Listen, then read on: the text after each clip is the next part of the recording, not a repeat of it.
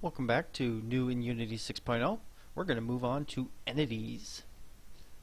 Added serialization support for Unity Object Ref to enable unmanaged references to Unity assets. For example, instead of a texture on a managed iComponent data, you can have a Unity Object Ref texture on an unmanaged iComponent data.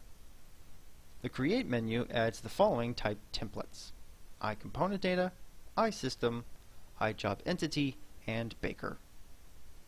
They change the way that entities are stored in preparation for the consolidation of entities and game object workflows.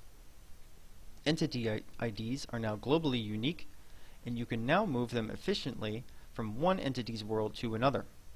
This does not impact ECS workflows in Unity 6, but it does disambiguate debugging as always showing exact entities, or by always showing exact entities. Applied the following fixes to the entities hierarchy window. You can select entities and systems within the hierarchy. They fixed an invalid range check that failed after you removed entities from the hierarchy view in valid use cases.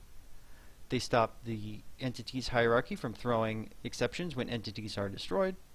The entities hierarchy now removes all nodes of a scene and subscenes when the scene is unloaded. And finally, an exception is no longer thrown when you enter a prefab from the entities hierarchy. They improve the performance of baking and the creation of archetypes and entity queries in worlds with large number of existing types. Improve the performance of local to world systems and non-dirty hierarchies. They fixed an issue where an entity query using with none on an enable component wasn't inserting a necessary job dependency. Entity query singleton methods now correctly handle cases where the query contains enableable components. They fixed memory leak issues, like ones affecting world deserialization and content delivery. And finally, they fixed breakpoints in jobs defined in systems with system.api.